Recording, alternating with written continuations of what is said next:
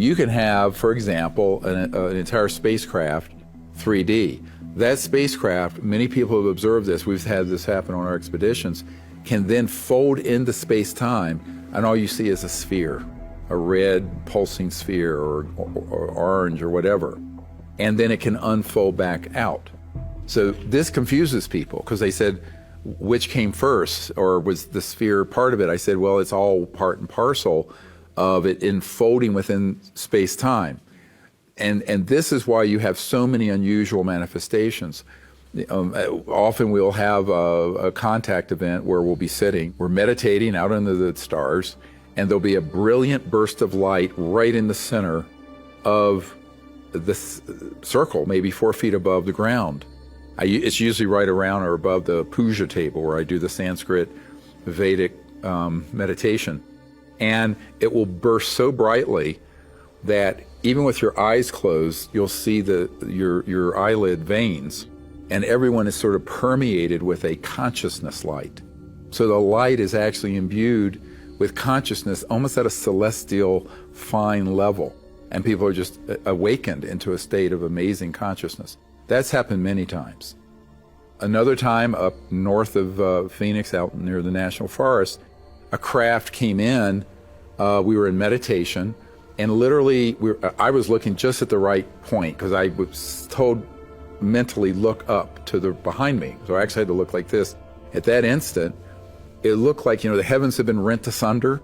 It looked like there was a parting of space.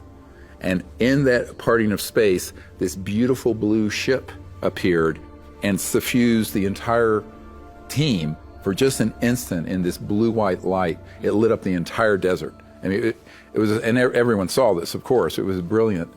And so, you can have everything from a full 3D to events like that happen and come and go very quickly. Yeah. And then, of course, the teleportation right onto the site of ET beings. Now, interestingly, that goes all the way from physical bodies, and they're walking around, and we'll be meditating. You'll hear them walk, and they'll touch you. You look, there's nothing there. Well, it's because they don't have to be fully visible, be sort of cloaked, and they'll go around and do energy work with people, but you'll hear them walking. This happens almost every expedition that I conduct. And then you have this other really, amazing phenomenon where the ETs will control the environment. So we'll be sitting out in a remote area, and the ET craft will be partially in this dimension. So much so that you can it sounds like an echo when you speak, like you're bouncing off the walls, but it's clear air. Yeah.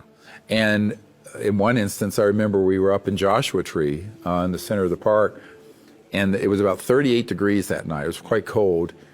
And this energy field manifested around us that was extraterrestrial, very subtle, and we had this echoey effect as we spoke, and you could see subtle energies, almost like celestial level of energy around us, and beings moving, but not quite 3D. And the temperature went up to 69 degrees from 38. So it went up 31 degrees in a short amount of time. You could walk 20 yards outside our circle and it was freezing. So it did a controlled environment. People were literally pulling their jackets off. There are so many ways that these happen. One of my favorite and sort of whimsical things was up on Blanca Peak in southern Colorado. And a member of our team, as we were doing the meditation, silently asked the ETs if they could just use the Big Dipper, the 4 stars that are in the dipper and then the 3 in the handle, and just turn them on and off in a kind of a code. He was a mathematician and computer guy.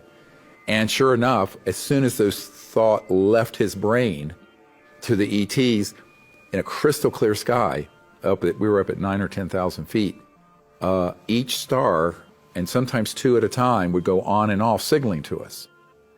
And this went on for 23 minutes. So we have unbelievable amount of footage of this sort of thing. It's very subtle. Yeah. So what is that? They were communicating in code. It was a sequence that we recorded. When we got back to our condos late at night, 3 in the morning, all the clocks in all the units were flashing some number that was related to that pattern.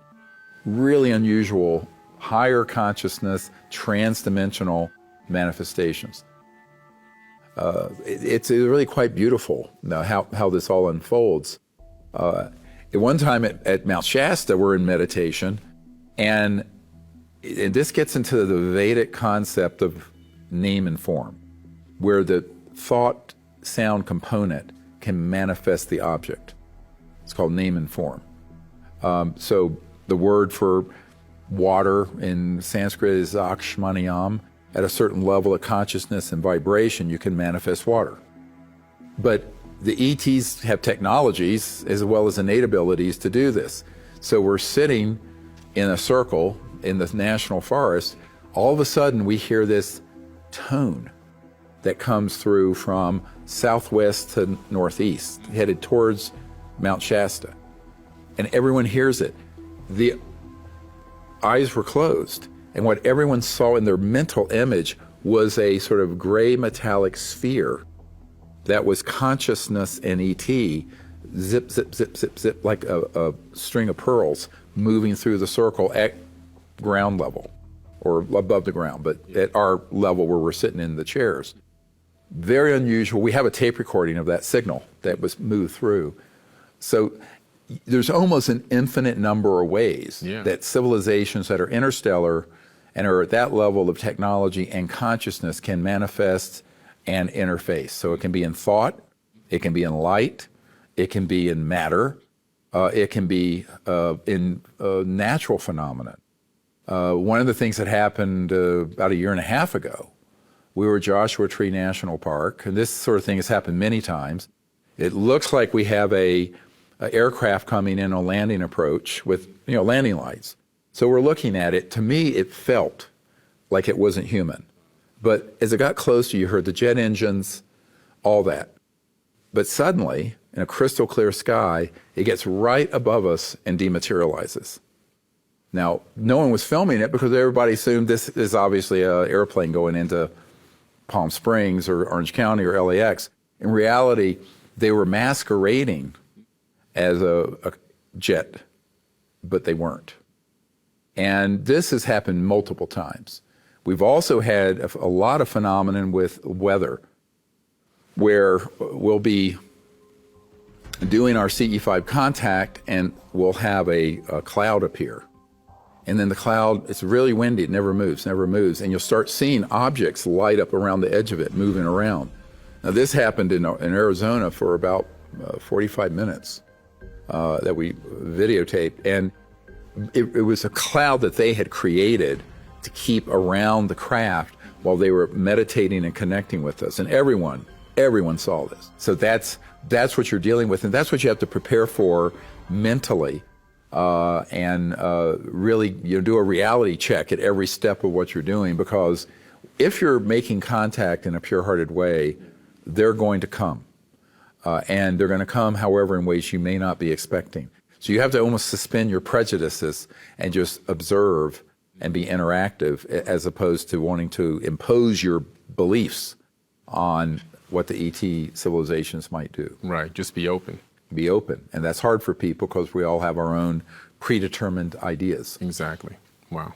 And Dr. Greer, some people suggest that apparitions are holograms from other dimensions. Can you go into that a little bit deeper?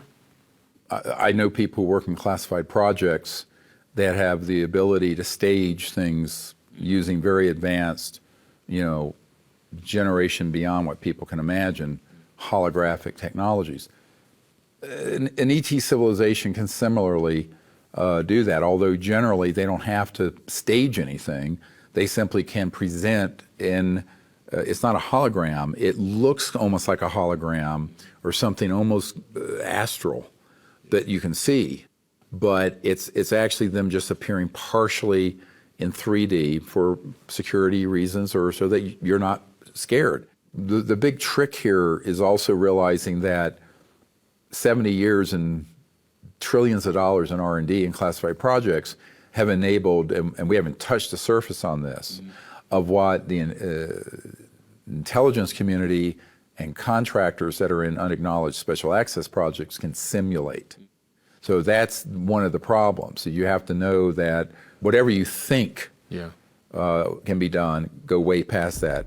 Ben Rich, the head of the Lockheed Skunk Works, he said, look, anything that you've seen or can imagine from Star Trek or Star Wars, we have already done it sitting out in the desert. He wasn't talking about Area 51.